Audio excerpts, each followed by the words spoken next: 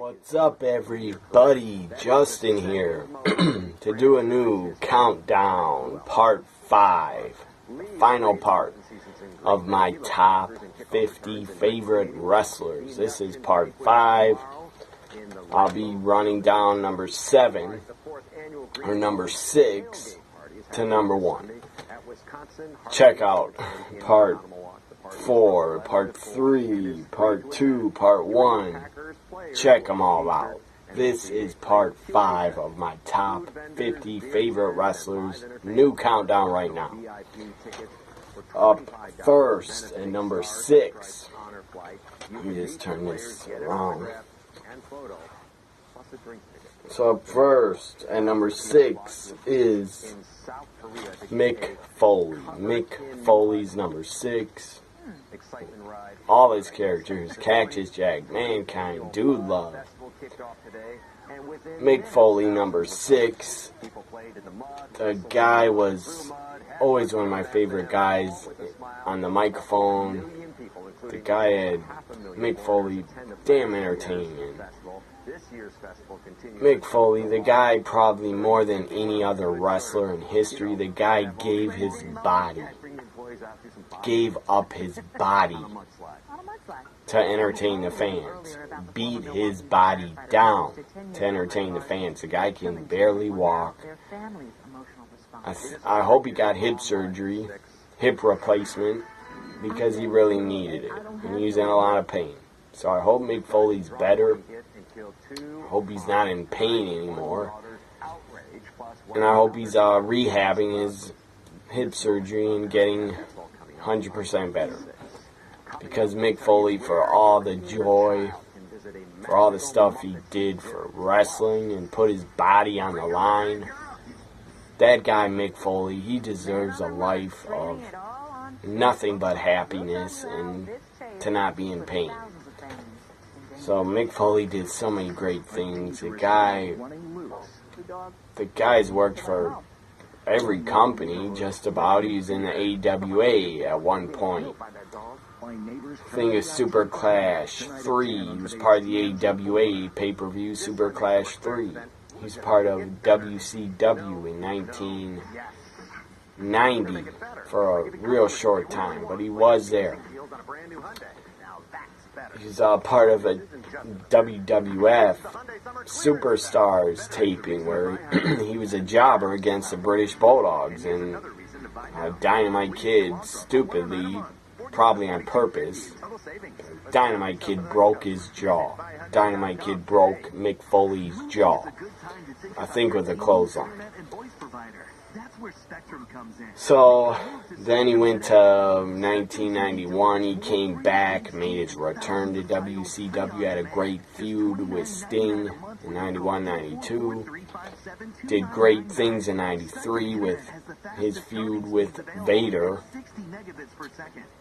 where on an episode of Saturday Night in 93, Vader is punching Mick Foley in the face, like for real stiff punches, because Mick Foley told him to do it, because he thought it helped their feud and bring legitimacy to their feud. He was punching Mick Foley in the face. Mick Foley suffered a busted nose from Vader. And then Vader, I don't think Vader wanted to do it, but Mick Foley had Vader powerbomb him on the concrete floor on Saturday night in 93. That was pretty damn dangerous, getting powerbombed on concrete. And then Mick Foley got in a tag team with Kevin Sullivan, Max Payne. They had a lot of hardcore brawls with Harlem Heat. Not Harlem Heat, with the Nasty Boys. A lot of hardcore wars with the Nasty Boys. Then he went to ECW. He was great in ECW. Mick Foley as Cactus Jack. The guy cut epic promos in ECW. Then, of course, he got hired by WWF in 96. He was given the Mankind character, and he was great as Mankind. And then, later on in his career, he even went to TNA. He did some good stuff in TNA. He wrestled, I want to say, like, at least 4 or 5 matches. And I think matches with Abyss, Monsters Ball. That was good. And a match with Ric Flair. I think it was I Quit. Or Falls Count Anywhere maybe. And then Mick Foley, Cactus Jack, or Mick Foley became the TNA World Champion at one point. And he had a feud with Sting. And I think he's even TNA World Champion in 2007 Slammiversary. I think he was still the champ. So Mick Foley, I respect you more than any wrestler because of what you did for the fans and how you put your body on the line for us wrestling fans. Number 5 is Sting, the man they call Sting. He was great. He was a franchise at WCW. Sting was awesome. Sting was my favorite wrestler when I was growing up. Him and a few others were my favorite. That's why Sting is number 5. Top 50 favorite wrestlers. Sting is number 5. Sting is in the top 5 because he's that awesome. Number 4. Ooh, yeah, the Macho Man Randy Savage. The guy did it all. The guy was a legend, icon. The guy's outfits. His outfits, his robes, his jackets. When he went with Sensational Sherry and he became King. What was his name? King Macho? Or well, he became the king, basically, of the WWF. Sensational Sherry and his name wasn't King. I think it was King Macho or something like that. He was the king.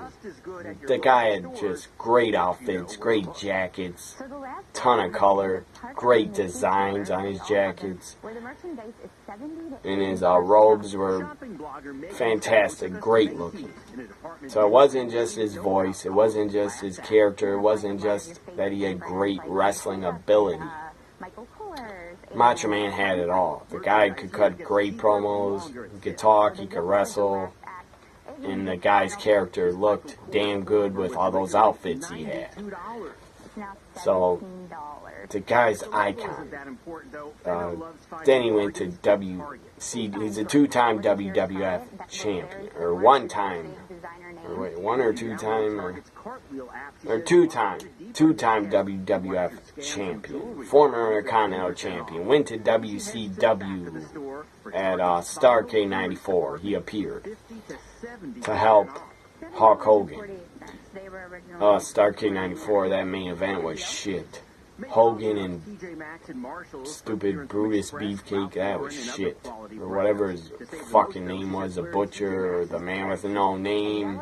I don't care what his name was. Brutus Beefcake was dog shit. I hated him as a wrestler. And I hated his character also. I don't hate him as a person, but as a wrestler, he sucked. And Brutus, you would never be in wrestling. You would have not had the success you did if you weren't riding off the coattails of Hulk Hogan for over 20 years. Well over 20 years, you were riding his coattails, in my opinion. I guess Brutus and Hogan don't talk anymore because I believe Brutus stabbed Hogan in the back and did something, like trying to sell his merchandise or something. Or trying to sell fake Hogan autographs. I don't know. He did something to piss off Hogan. So I guess they're not friends anymore. At least that's what I heard. Brutus, you sucked as a wrestler. And that Starrcade 94 main event was bad. It was really bad. I should watch it back to just laugh and cringe and see how bad it was again, because I haven't watched it in like over 15 years or longer. So Macho Man debuted at Starrcade 94. He might have debuted before then on an episode of WCW Saturday Night in November or December 94. And he became WCW World Champion a couple of times. He won it the first time at World War III in '95. The Macho Man had a pretty good WCW career. He was World Champion. He had great matches with Ric Flair. He had great matches with Diamond Dallas Page. Macho Man was great. I enjoyed him in WCW, but he was a lot better in his WWF days when he was there. So number 4 is the Macho Man Randy Savage. Ooh, yeah. Number 3, the Heartbreak Kid Shawn Michaels. Huge mark for Shawn Michaels, especially in '95, '96. The guy was my absolute favorite wrestler. Shawn Michaels, number 3. The guy's worked for every company, every territory, every company that there existed in the 80s. He worked for WCCW at one point. I believe he had a match with a one-man gang in WCCW. Maybe that was Mid-South. He worked for Mid-South Wrestling. He worked for AWA as the Midnight Rockers. Worked for WWF. Left WWF for a little while. Came back at the end of '88. And then he stayed in WWF since 1988. Shawn Michaels was loyal to Vince, loyal to WWF. He never left since 1988. I believe he's still employed as a trainer in NXT. Or Triple H wanted him to be like one of the head trainers. And he should be, because the guy knows a lot of damn knowledge and can help the younger talent coming up to make them better. So Shawn Michaels, he's been employed by WWE for 29 years. That's insane. Good for him. He deserves it. Very happy Shawn Michaels after he left in '98 because he thought he had to retire from his back injury. I'm very happy he got clean and sober. His family deserves that. And us fans of Shawn Michaels, I'm sure we're very happy. I was very happy when he got sober, because I don't want to end up hearing that he passed away from a drug overdose or something. So number 3 is a Heartbreak Kid Shawn Michaels. Definitely was a wrestler of the 90s in my opinion. The guy is one of the best of all time in the ring. HBK, before I go to number 2, HBK had great matches with everybody. Everybody he worked with. He had great matches with Jeff Jarrett. And Jeff Jarrett is not a great worker.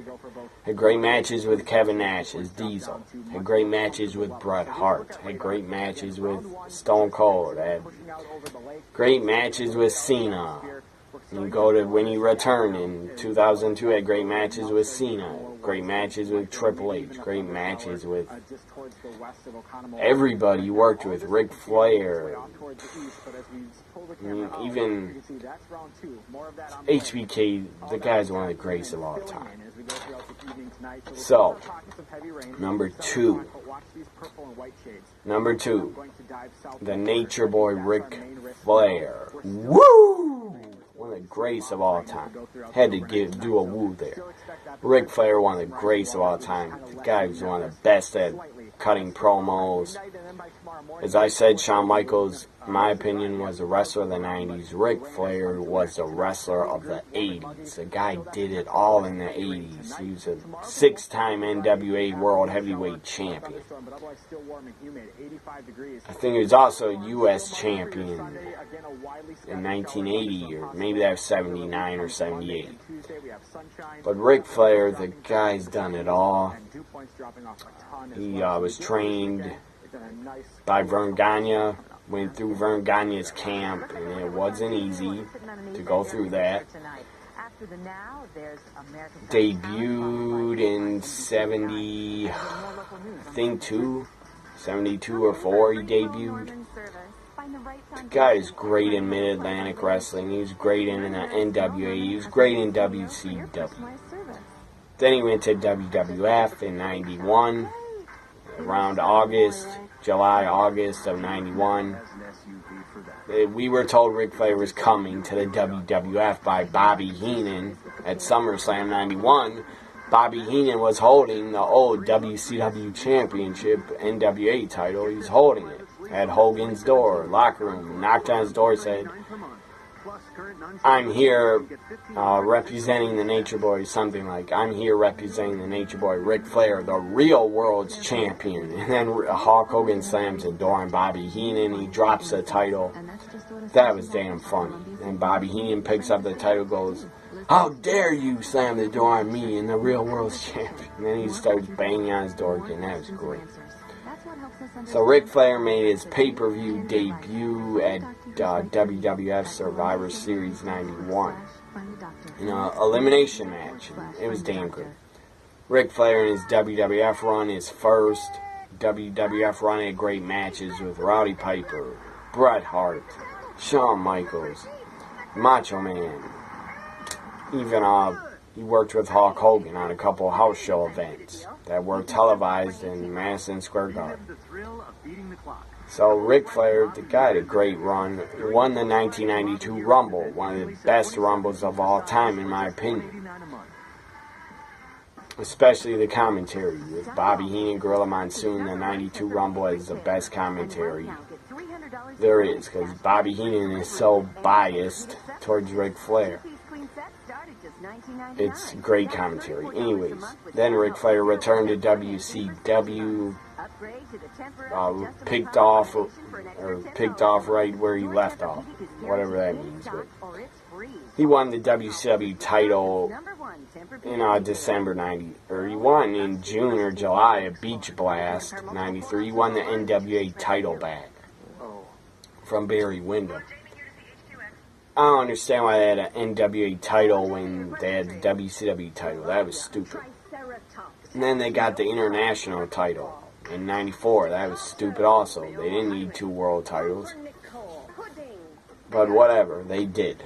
They had 2 world titles at one point. So then he defeated Vader at Starrcade 93 to win the WCW title. That was a great match. Ric Flair's done it all. The guy's a 2-time Hall of Famer. He's the only 2-time Hall of Famer in history.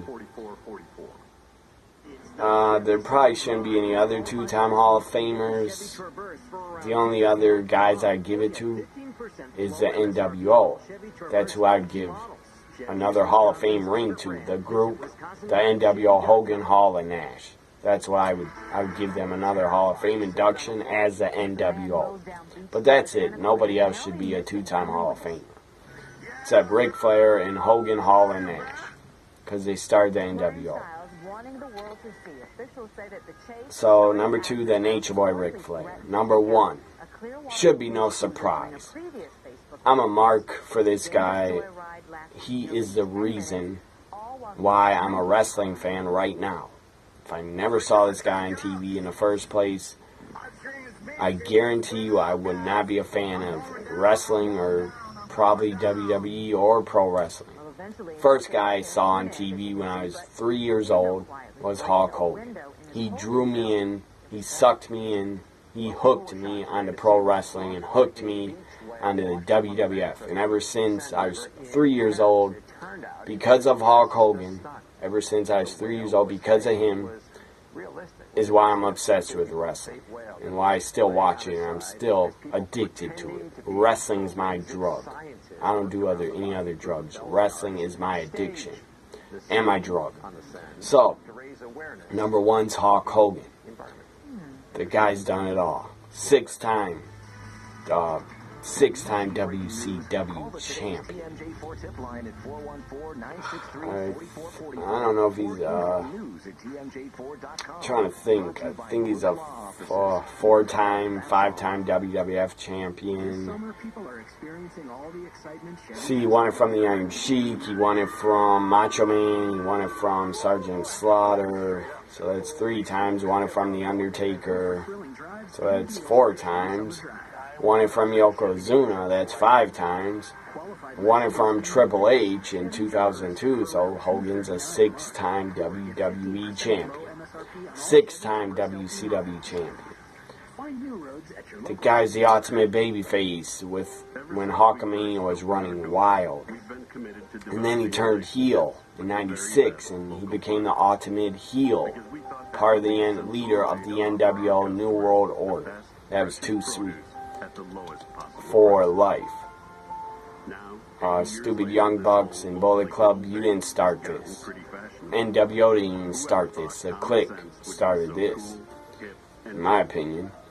So, anyways, the NWO made this popular. Bottom line, they made that popular, not the Bullet Club. Number one is Hulk Hogan, the immortal Hulk Hogan, the incredible Hulk Hogan, whatever you want to call him, Hollywood Hulk Hogan. You could even call him Thunder Lips, because he was in Rocky 3. Had a pretty big role in Rocky 3, and that jump-started his career, in my opinion. The guy was hugely over in the AWA. Then he went to WWF. The guy was super over for about 9 years. I would say 84 until 93. Hogan was super over. And Hogan was still over in 93. The guy got a big pop after he won at WrestleMania 9, when he won the title. So, I'm not going to discuss Hogan's personal life and his personal problems in his rant that he was recorded on of a videotape that was private and was stolen and sold and put on a website. I'm not going to talk about that, because I'm talking about his wrestling career, what he's done for pro wrestling, what he's done for the business. If you hate Hogan, if anybody out there watching this, if you hate Hogan, that's fine. But just think about and give the guy some damn respect for what he did for wrestling in the 80s, even in the 90s when he started the NWO. It was Hollywood Hogan. You can hate the guy, but you should respect him just a little bit. If you don't respect Hogan for what he did, then you're really stupid. You don't have to be a fan of the guy, but I will always be a fan of Hulk Hogan. I always support the guy. I'll always be a mark for him, because he's the reason I watch wrestling. He got me into it. He really got me into it. Because when I saw Hogan on my TV, that's the first image I saw. When I didn't see a pro wrestling match, the first image I ever saw in pro wrestling was Hulk Hogan on my TV. And that, he drew me in to watch it. He got me interested. And I thought, who is this guy? This guy looks awesome. So I just got hooked at 3 years old.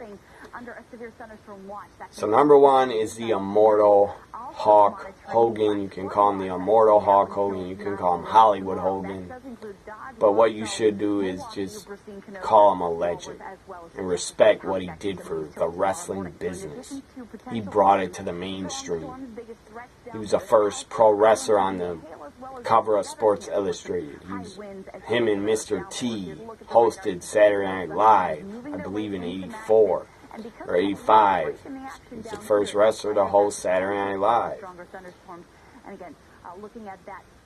And Hogan, the guy's the greatest of all time. To me, Hulk Hogan is my number one favorite wrestler of all time, and will always be. Will always be. The guy did so much for pro wrestling. The guy did so much for the business. I mean, if you were on the same card as Hogan, same show, in a match with Hogan in the main event, I'm pretty sure you made a lot of money. And that's thanks to how over Hogan was. And the guy was good to a lot of wrestlers. Hogan was good to a lot of wrestlers. Good to a lot of them. May have backstabbed of some of them and lied to them, but big deal. The guy was good to a lot of wrestlers. So, hope you enjoyed this top 50's favorite wrestlers. My favorite wrestlers. Countdown. Hope you enjoyed all 5-part 5s. I hope you enjoyed all 5 parts of this series. I enjoyed doing it. Follow me on Twitter at WWENXT. Gotta like, comment, share, and subscribe. Bye for now, everybody.